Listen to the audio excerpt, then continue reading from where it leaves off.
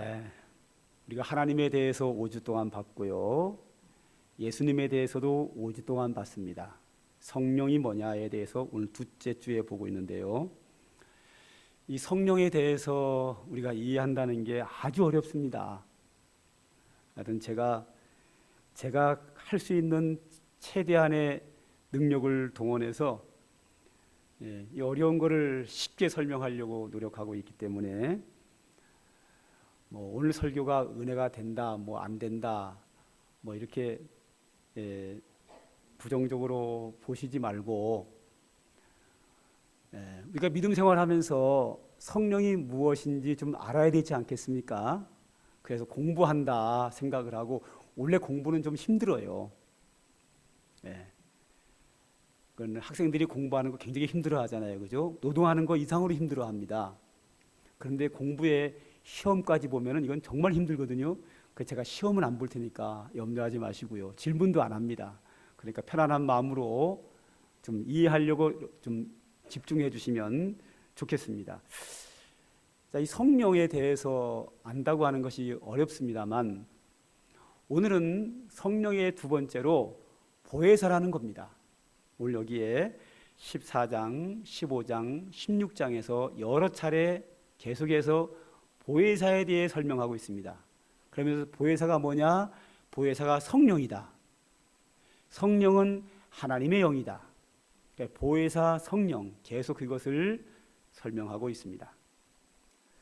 자, 보혜사라는 말은 뭐냐 하면 이 보혜사가 우리나라 말로 번역을 하면서 한자로 이렇게 기록이 됐습니다. 그래서 보혜사란 말의 보라고 하는 것은 보호할 보자입니다. 보호한다.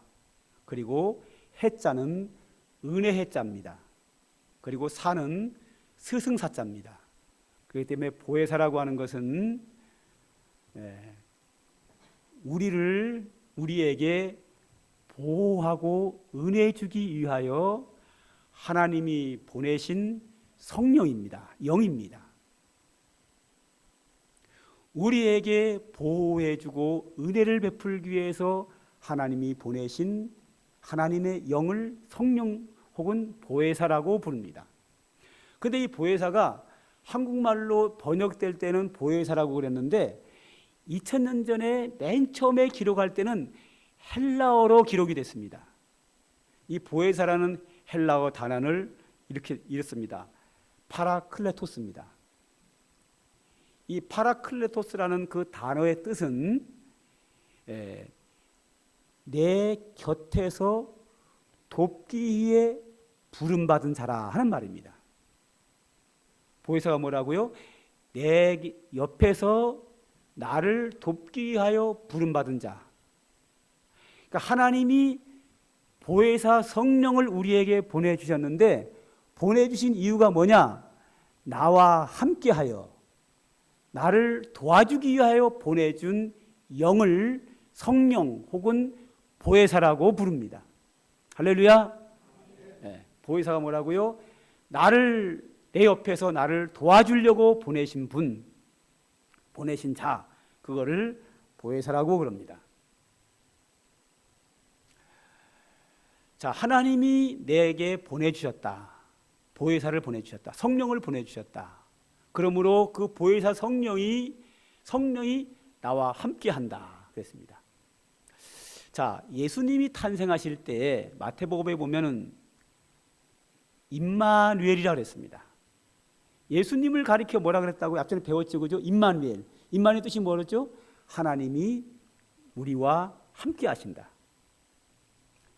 예수님의 탄생은 하나님이 우리와 함께하시는 겁니다. 어떻게 함께하셨다 그랬죠? 하나님이 영이시긴 하나님이기 때문에 그 하나님을 우리는 볼 수도 없고 들을 수도 없고 만질 수도 없는 하나님인데 그 하나님 아버지께서 아들 예수님을 영이신 예수님을 인간의 몸으로 마리아에게서 출생함으로 말미암아 그 아기가 자라서 성인이 됨으로 말미암아 우리와 똑같은 사람이 된 거예요. 그걸 성육신이라 그래요. 성이 영이신 분이 우리의 사람의 몸으로 오셨다 이거죠.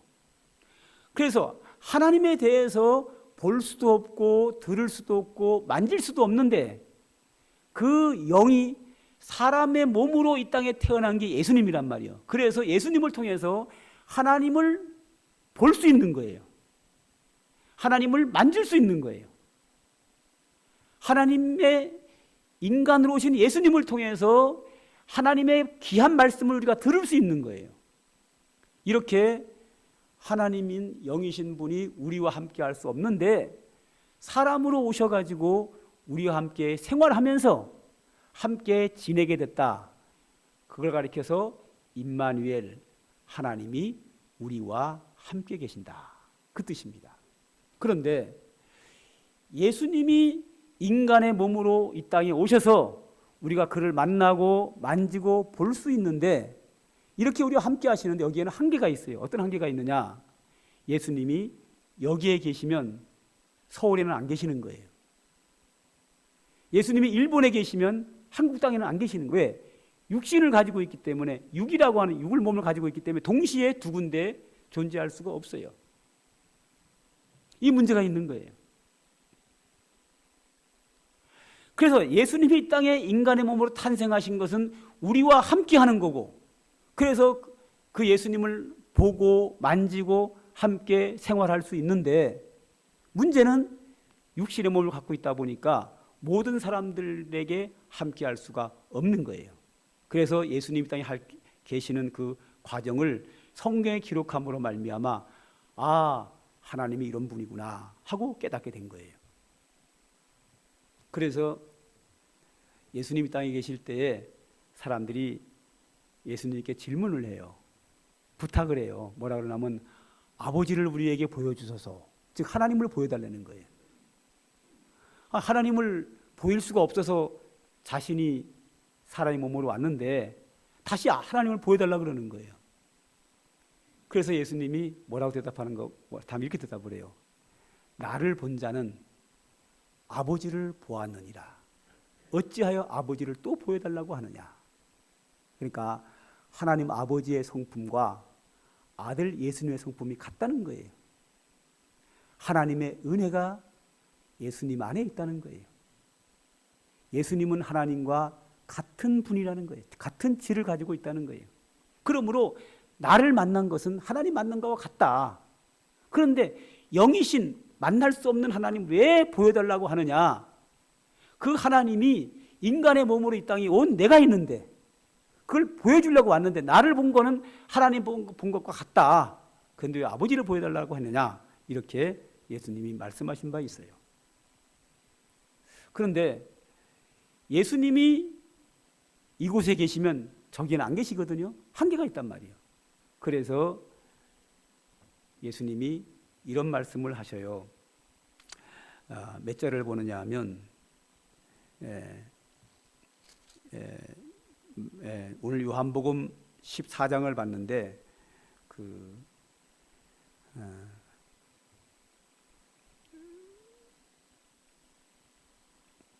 요한복음 16장을 보면 16장 7절을 한번 보죠.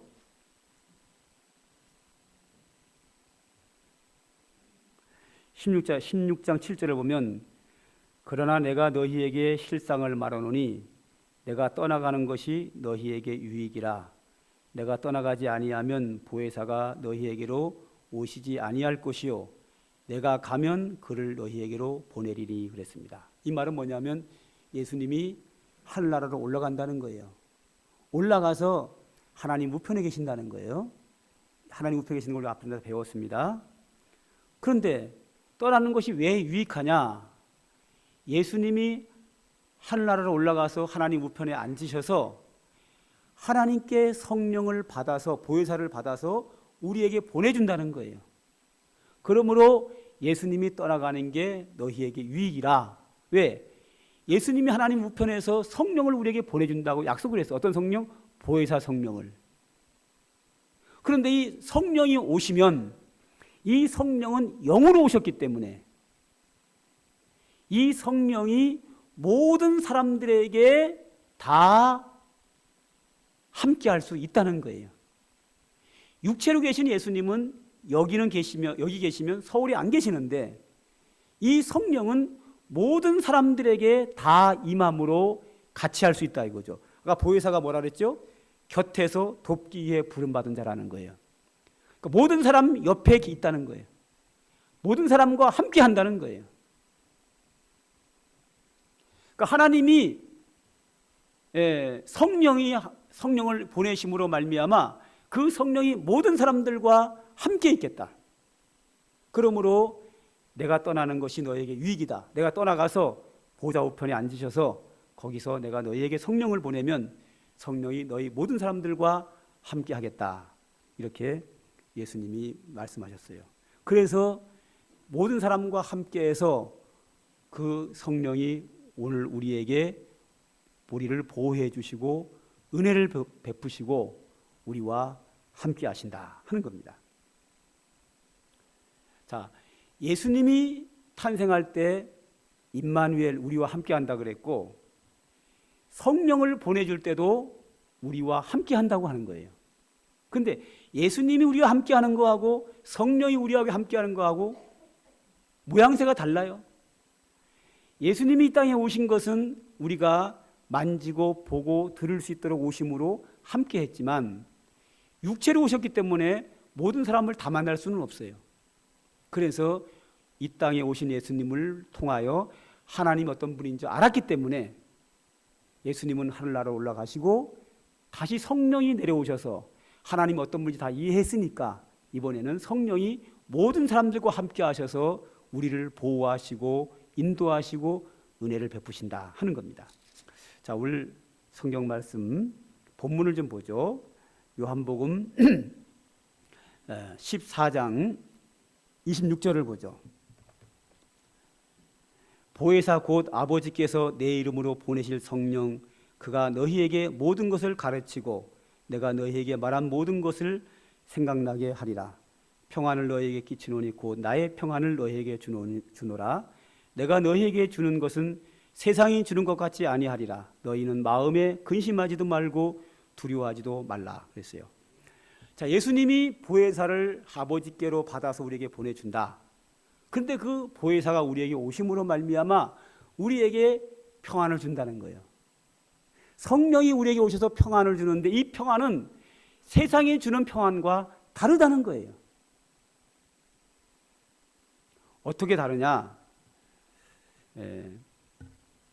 한 번은 이런 적이 있었어요. 어떤 적이 있었냐면 그분이 옛날에 그 스님으로 있었어요. 교회를 한 번도 나가본 적이 없지요. 저 엘리트로 스님이었다가 아가씨 때 스님이었다가 이제 다시 세속으로 들어와 가지고 아주 엘리트로 사시는 아주 그런 분인데 멋쟁인데 이분에게 큰 어려움이 계속 겹쳐가지고 너무 힘든 거야. 잠도 못 자고 막 분노도 일어나고 막 이게 이제 마음의 병도 걸린 건지 어떻게 된 건지 하여튼 괴로워서 견딜 수가 없어요. 한 번은 우리 바로 교회 앞에 식당에 밥 먹으러 왔다가 옆에 있는 사람들이 바로 앞에 식당이니까 카페 가서 차 한잔 마시자 그러니까 이분이 싫다 나 교회당 싫다 이래가지고 거부한 사람이에요. 다른 사람이 우리 교회당 1층 카페에서 차 마시자는 까지 거부한 분인데 이분이 교회를 나오신 거예요. 너무 괴로워가지고. 우리 한두 번 예배를 드렸는데 그 모든 괴로움이 다 사라진 거예요. 그냥 사라졌어요. 할렐루야. 그리고 이제 우리 성도님들이 이따금씩 그런 경우가 있어요. 어떤 이제 큰 문제가 생기고 큰 두려움이 있을 때 저에게 기도를 부탁을 해서 기도를 하면 그 순간 마음에 평안이 찾아오는 거예요. 수술실에 들어가기 전에 기도하면서 갑자기 마음이 평안을 찾아와가지고 편안하게 너무 행복하게 수술을 받고 나오는 경우도 있고 어떨 때는 제가 기도 안 해줘도 본인 스스로가 지금 상황은 두려울 상황이고 걱정해야 되는 상황인데도 불구하고 자기도 모르는 마음의 편안이 온다는 거예요. 세상이 주는 평안은 뭐가 잘 될 때, 걱정거리가 없을 때 편안이 온다 이거죠. 그런데 하나님이 우리에게 주는 평강은 다르다는 거예요. 어떻게 다르냐? 분명히 상황이 두려워 떨릴 상황이고 걱정거리가 태산같이 쌓여서 근심할 수밖에 없는 상황인데 자기도 모르게 마음에 편안이 찾아와요. 성령께서 주시는 평안입니다. 하나님이 주신 상황입니다. 세상에서 그런 평안은 가질 수 없어요. 지금부터 한 40년 전입니다. 제가 전도사 때 서울에 삼각산이 있어요. 제가 앞전에 한번 말씀드린 기억이 납니다만 그 삼각산으로 올라가면 금요일 날 그 당시에는 서울에 수많은 사람들이 가서 기도를 해요. 저도 이제 그 산에 올라가서 밤새 기도를 합니다. 기도가 이제 마치고 이제 아침에 일어나면 기도가 끝나면 저쪽에서 태양이 떠올라요. 그때까지 기도하는 거예요. 태양이 떠오를 때 기도를 마치고 이제 내려오려고 일었으면은 산꼭대기에서 서울 시내를 바라보면 서울 시내가 그렇게 아름다워요. 그냥 아름다워요. 갑자기 서울 시내가 아름답게 바뀐 게 아니라 내 마음에 편안하니까 너무 행복한 거예요. 내 마음이 은혜가 충만하면 내 마음에 평강이 찾아오고 기쁠 뿐만 아니라 서울 시내 자체가 아름다워 보이는 거예요.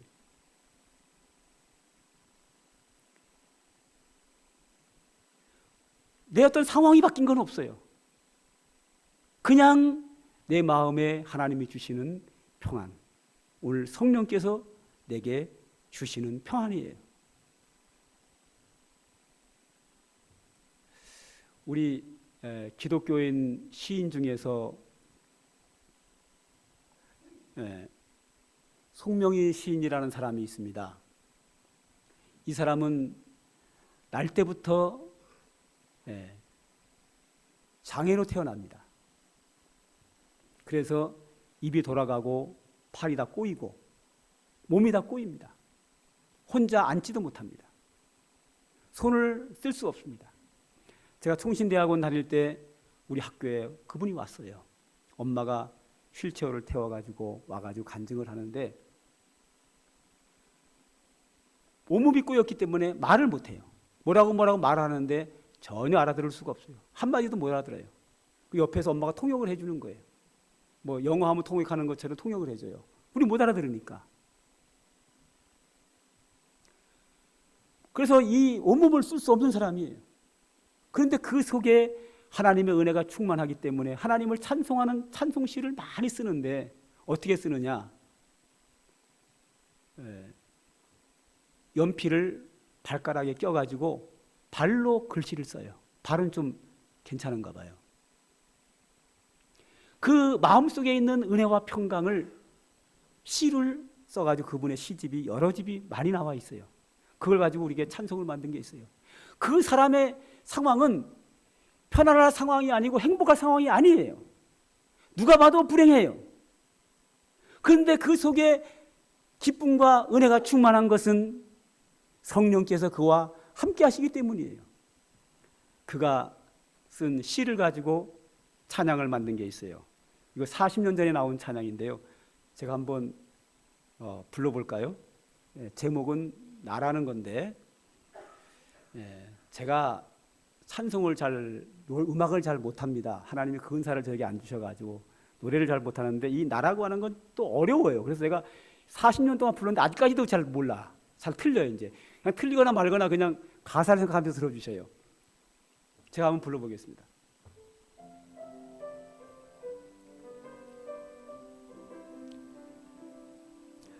나 가진 재물 없으나 나 남이 가진 지식 없으나 나 남에게 있는 건강이 있지 않으나 나 남이 없는 것 있으니 나 가진 것을 보았고 넘어가겠습니다. 남이 듣지 못한 음성 들었고 나 남이 받지 못한 사랑 받았고 나 남이 모르는 거 깨달았네.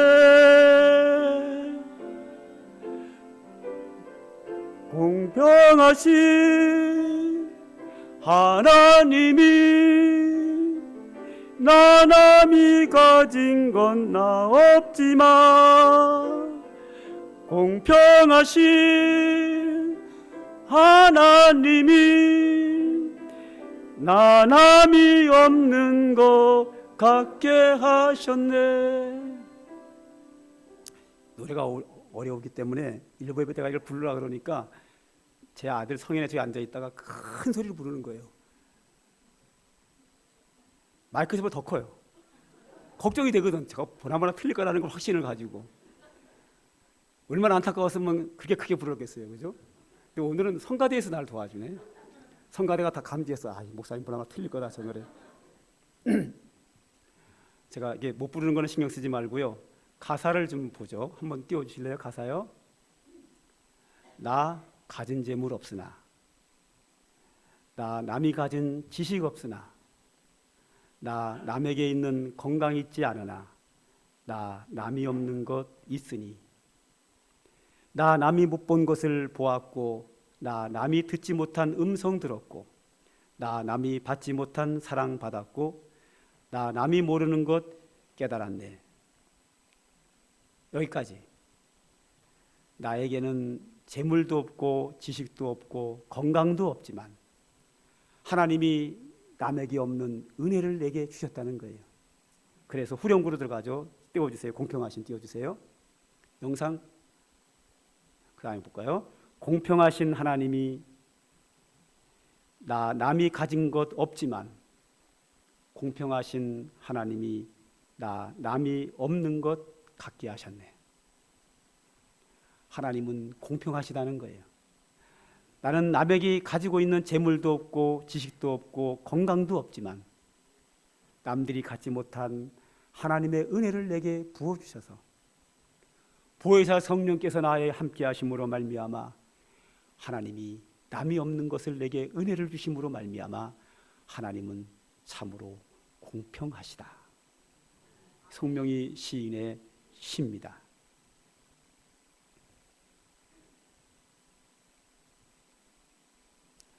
그의 현실은 평강이 있을 수 없고 결코 행복할 수 없고 불행할 수밖에 없고 세상을 탄식하고 원망할 수밖에 없는 상황이지만 하나님이 그에게 은혜를 주시고 성령께서 그 속에 역사하심으로 말미암아 하나님의 은혜와 평강과 감사를 누리면서 행복한 삶을 사는 이유는 성령이 그와 함께 하시기 때문입니다.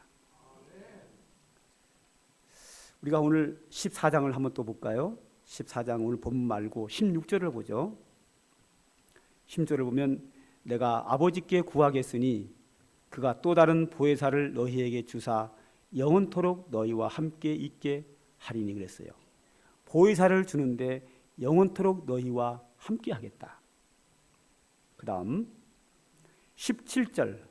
17절 마지막만 볼까요? 그는 너희와 함께 거하시며 또 너희 속에 계시겠습니다. 성령께서 우리 속에 계신다. 18절 내가 너희를 고아와 같이 버려두지 아니하고 너희에게로 오리라. 그 다음에 20절 그날에는 내가 아버지 안에 너희가 내 안에 내가 너희 안에 있는 것을 너희가 알리라. 자, 이 보혜사 성령은 하나님의 영이고 예수님의 영이기 때문에 그 영이 내게 들어옴으로 말미암아 하나님이 나와 함께 있는 것이고 예수님이 내 안에 있는 거고 내가 예수 안에 있는 거라고 그렇게 설명하고 있습니다. 성령은 우리 눈에 보이지 않습니다. 느끼지 못합니다. 그러나 하나님께서 우리에게 성령을 보내주심으로 말미암아 오늘 믿는 사람들 속에 역사하여 우리에게 믿음을 주시고 하나님 말씀을 깨닫게 하시고 믿음으로 살게 하시고 은혜와 평강을 주시고 우리 곁에서 혹은 내 안에서 나를 지켜주시고 보호해 주시고 은혜 베푸시는 성령입니다. 그리고 또한 로마서 8장 26절을 보면 이런 말씀이 있습니다. 이와 같이 성령도 우리의 연약함을 도우시나니 우리는 마땅히 기도할 바를 알지 못하나 오직 성령이 말할 수 없는 탄식으로 우리를 위하여 친히 간구하느니라 그랬습니다. 자, 예수님이 하나님 우편에서 우리를 위해서 기도하는 것을 예수님의 중보기도라고 했습니다. 예수님은 하늘에 올라가셔서 하나님 우편에서 우리를 위하여 중보기도하신다고 했어요. 그런데 성령은 우리 안에 들어오셔서 우리를 위하여 중보기도하신다는 거예요. 성령도 우리의 연약함을 도우시나니 우리는 마땅히 기도할 바를 알지 못하나 오직 성령이 말할 수 없는 탄식으로 우리를 위하여 친히 간구한다라고 말합니다. 제가 언제 욥기서를 설교하면서 이런 말씀을 드린 적이 있어요. 욥이 너무 큰 어려움을 당했으니까 절망하고 있어요. 그런데 욥이 하나님 앞에 낙심하고 절망하고 주저앉았지만, 그가 쓰러졌지만 어디에 주저앉았느냐? 하나님 앞에 주저앉아 있어요. 그가 절망해도 하나님 앞에서 절망하고 쓰러져도 하나님 품으로 쓰러지고 있다는 사실을 우리 욥기서를 통해서 이미 배웠어요. 우리가 살아가다 너무 큰 어려움이 있으면 기도가 안 나옵니다.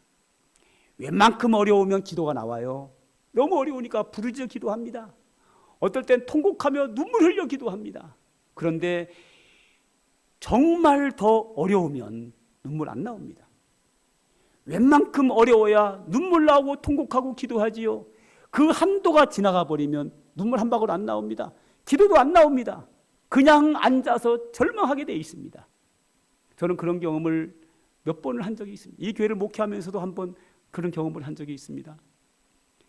정말 어렵고 앞이 캄캄하면 기도도 안 나오고 눈물도 안 나옵니다. 그냥 절망하고 있습니다. 그럼 이럴 때 중요한 게 있어요. 절망하되 하나님 앞에서 절망해야 되고, 주저앉아도 하나님 앞에서 주저앉아야 되고, 쓰러져도 하나님의 품으로 쓰러지면 됩니다. 그러면 어떻게 되느냐? 오늘 여기 말씀합니다. 성령도 우리의 연약함을 도우시나니 우리가 마땅히 기도할 바를 알지 못하나 오직 성령이 말할 수 없는 탄식으로 우리를 위하여 친히 간구하느니라. 할렐루야. 제가 이 교회에서도 한번 그런 일이 있었고 몇 번 그런 일이 있었는데, 너무 힘들어서 하나님 앞에 절망하고 그 앞에 쓰러져 있을 때에 얼마 지나고 나니까 하나님이 그 문제를 다 해결해 주시는 거예요. 너무 힘들어서 저는 기도 한마디 한 적이 없어요. 기도가 안 나와요. 눈물도 안 나와요. 그런데 얼마 지나면 그 문제가 다 해결되는 거예요. 왜 됐을까요? 나는 기도하지 못하고 하나님 품에 쓰러져 있는 것밖에 없어요. 그런데 뭐예요? 오직 성령이 말할 수 없는 탄식으로 우리를 위하여 간구하느니라. 이것이 바로 성령의 중보기도입니다. 예수님의 중보기도는 하나님 우편에서 기도하시고, 성령의 중보기도는 내 안에서 하나님께 기도하시며, 하나님은 예수 그리스도의 중보기도를 들어 응답하실 뿐만 아니라 내 안에 오셔서 역사하시는, 나를 보호하고 은혜 베푸시는 성령의 보혜사 성령의 간구를 들으시고도 역사하는 줄 믿으시기 바랍니다. 오늘은 제가 찬양을 하나 더 할게요. 복음성가 212장인데 우리 영상에 있을 거예요. 한번 영상에 넣는다 그랬는데, 반주해 주세요.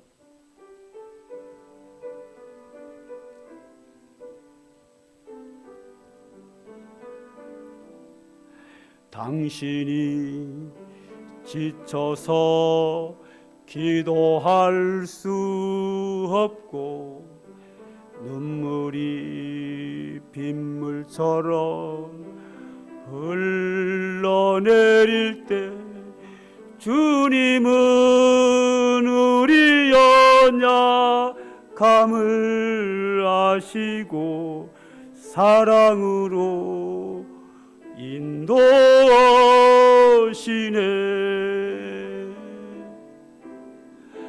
누군가 널 위하여,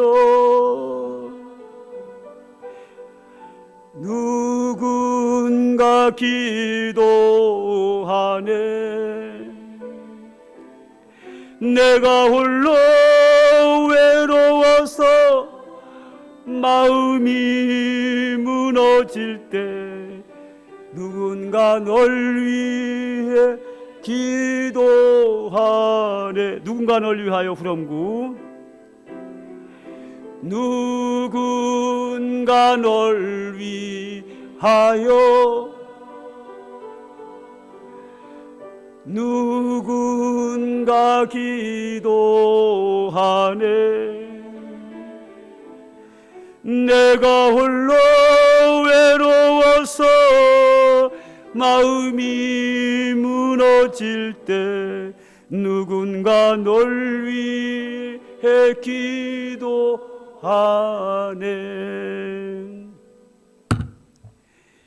예수님이 하나님이 우리와 함께 하심은 임마누엘입니다. 하나님을 볼 수 없는 하나님이 인간의 몸으로 오셔서 하나님을 우리가 눈으로 보고 손으로 만지고 함께 생활하는 삶을 통해서 우리와 함께 하셨습니다.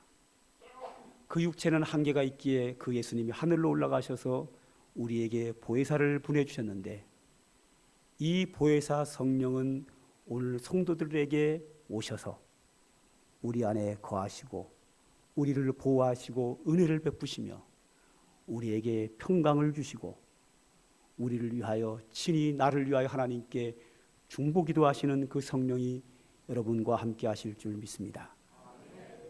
우리 눈에 보이지 않는 성령이지만, 영이기 때문에 우리가 만질 수 없지만, 그 성령께서 오늘도 믿는 자 속에 한 사람 한 사람 들어오셔서 역사하시기에 우리는 이 험한 세상을 넉넉히 믿음으로 살아 승리할 수 있습니다. 악한 마귀 사탄이 우리를 어떻게 방해놓을지라도 그 성령이 함께 하심으로 우리에게 능력 주심으로 말미암아 능력 있는 믿음 생활할 수 있고, 우리에게 아무리 어려움이 오고 절망이 와도 그 성령이 우리에게 오셔서 우리에게 평강을 주시고, 절망 속에서도 우리가 탄식하며 기도할 수 없을 때까지도 우리를 위하여 친히 간구하심으로 말미암아 하나님의 은혜와 응답의 축복을 누리며 살 수 있는 이 특권이 우리에게 주어졌습니다. 바로 보혜사 성령입니다. 나의 곁에서 나를 도우시는 성령, 내 안에 오셔서 나를 보호하시고 은혜 베푸시는 성령께서 오늘 여러분과 함께 하시는 줄 믿으심으로 말미암아 이 험한 세상을 믿음으로 승리하며 살아가는, 담대히 살아가는, 은혜와 평강 속에 살아가는 믿음의 권속들 다 되시기를 주님의 이름으로 축복합니다. 기도하겠습니다. 사랑과 은혜가 풍성하신 아버지 하나님, 오늘도 우리에게 귀한 말씀 주셨사오니 감사하여 하나님께 영광을 돌립니다. 주의 은혜가 주의 모든 백성들에게 임하기를 원합니다. 우리를 고아와 같이 버려두지 아니하시고 주의 성령을 우리에게 보내주심으로 말미암아 하나님이 오늘도 우리와 동행하시고 함께하시고 역사하시는 그 주시는 은혜와 평강 속에서 승리의 믿음 생활하는 저희들 모두가 되도록 은총을 베풀어 주시옵소서. 예수님의 이름으로 기도드립니다. 아멘. 이제는 우리 구주 예수 그리스도의 한량없는 은혜와 하나님 아버지의 극진하신 사랑과 오늘도 우리에게 임재하셔서 우리 안에 거하셔서 우리와 함께 하시는 성령의 은총이 오늘 하나님을 섬기고 경배하며 돌아가는 주의 택한 백성들 머리 위에, 그들의 가정 위에 이제로부터 영원 무궁토록 항상 함께 있을지어다. 아멘.